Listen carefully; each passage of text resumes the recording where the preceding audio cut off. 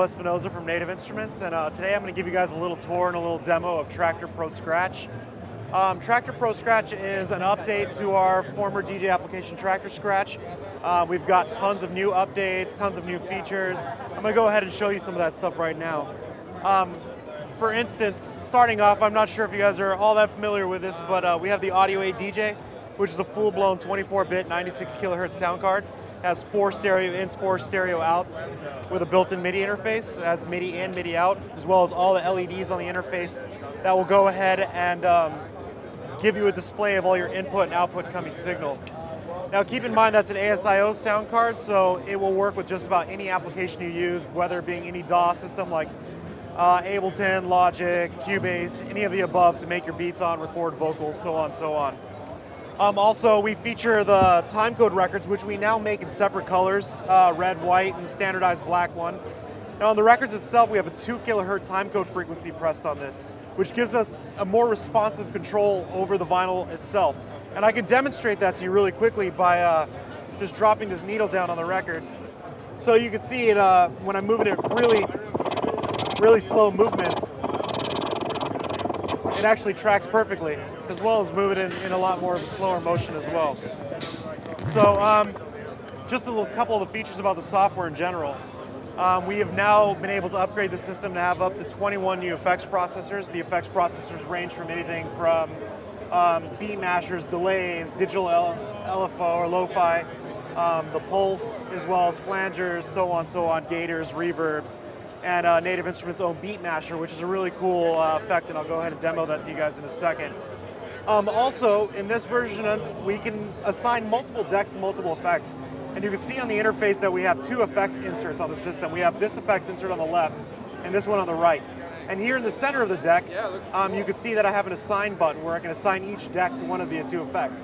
So I can, as a matter of fact, assign either the left deck to 1 and the right deck to 2, or I can daisy chain 1 deck into 2 effects by selecting 1 and 2. I can also go into my preferences section and switch the effects from what we call advanced mode to chaining mode. And what chaining mode allows me to do is insert up to 3 different effects per insert. And you can see on the screen here, when I move to chain mode, then I get 3 individual drop-down menus per effect insert. So I can insert a beat masher and run that through a delay and then run it through a flanger in the end. Now, if I do that on both decks, right and left, then you have the capabilities and the possibilities to run even 1 deck through 6 individual effects inserts. And that's really powerful. Now, most people might think, you know, how am I going to run 1 track through 6 different effects? But you'd be surprised with the different combinations you can do with different effects, the really cool stuff that you can get out of it. Another really cool feature that I'd like to show you guys is the on-the-fly loops. We've had loops in the past versions of Traktor, but this version is a lot more seamless. It's flawless and it sounds really great. You can do some really cool kind of remixing things to it.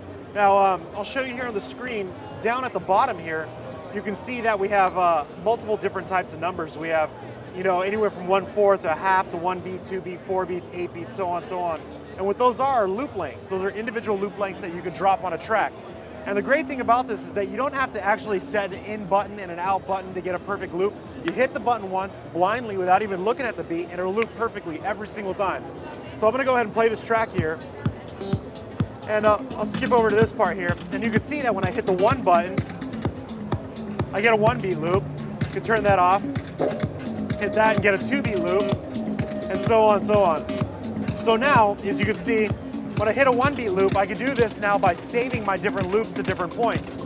Down here on the bottom of the deck section, I have a store button. And now that I got my 1 beat loop moving right here, when I hit store, it actually saves that loop to button number 2 on my interface. Now I can turn that off, let the track play a little bit, and hit 2 now. And I can hit store again, and you can see I have another saved loop on the screen. Turn that off, and somewhere else on the track, hit another loop, and hit store there again. So now I have 3 saved loops on my screen here. Now, you can see that I have up here at the top of the deck, I have this quantize mode. And if I turn quantize mode off, basically when I hit these hotkey buttons, the loops trigger instantly when I hit them. When I hit quantize, what it does is actually allows me to trigger cue points, loops, and other types of saved hotkeys on beat and on tempo every single time. So if I'm in the middle of a track and I jump to a different part of the track with a loop, you won't hear any audible difference in the track itself. It'll actually jump over perfectly every single time. And I'll give you a little demo of that. When I hit play here, now I can jump to loop number 1 and jump to loop number 2 now and back to 1.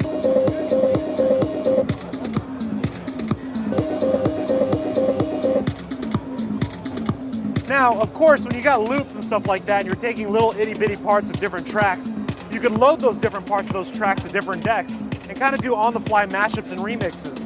For instance, up here, I can actually grab this track and you can see how it creates a little ghost image, and I can drag that over to this deck and be able to make a duplicate of it. And I still have access to all the saved loops that I saved on the other deck. Now, which is cool because I could grab different parts of different tracks, load them different up, and layer different types of loops on each other. And if I really want to get experimental, do some crazy stuff, I can load up the system to up to 4 individual decks. And I can load those loops on 4 individual decks. Now, what's really great about the 4 individual decks is we can do multiple different types of things. We can run up to 4 turntables to record all 4 different decks, or we can do 2 turntables and 2 CD turntables to control them. Or we can even do something where we're controlling with 2 decks and all 4 decks. Whatever in combination you want to do, whatever works best for you is great. Now, one of the great things about Traktor personally that I like the most is that even though there's so many different options and so many features that you can do with it, it's really, really easy to strip it down and strip down the entire GUI system to work exactly the way you want. For instance, on my interface, I have multiple different screen layouts here. I can look at my 2 decks mixing, I can look at up to 4 decks mixing, or I can DJ internally, or do something with, let's say, beat grids. Let's see. I can even go ahead and do stuff where I can minimize the effects processors or minimize the screen and just do basic DJing with 2 turntables and 2 decks, and that's it. So you have the option of doing basic DJing or doing more advanced live type stuff where it's a hybrid between live DJing and just live performances. Another really great feature that's worth noting is the crate flick feature. And the crate flick feature allows us to go ahead and view the top portion of the artwork for each individual track. And the reason why we call it crate flick feature is it's very similar to like kind of going through your crates of records. When you're flipping through your crates, you kind of see the top portion of each individual record. And also you can see that the artwork is displayed in the bottom left-hand corner of the screen, as well as on top of each individual deck. So when I load up a track, you can see that the artwork pops up there as well. Now you got to keep in mind that a really powerful thing is that now that we can save all these different cue points and all these different loop points to each individual track, these cue points and loop points actually save to the ID3 tag files of each individual track. Meaning that if you're going to take your music to another computer, you wouldn't have to copy any proprietary alias files or anything from one computer to another. All you would do is take your track collection, load it up onto an MP3 key or something, or a USB key, take it to your friend's computer, load up your tracks, and instantly all your cue points, all your loop points, even your beat grids, and all other information that you store to those individual files will go from Traktor from one computer to another computer seamlessly without any problems. So for more information, if you guys want more demos, you can go to nativeinstruments.com. If you even go to our microsite, listenpro.com, you'll be able to see videos and more tutorials and more information, as well as audible demos of the effects and stuff like that for more info. So check it out and enjoy Traktor Pro.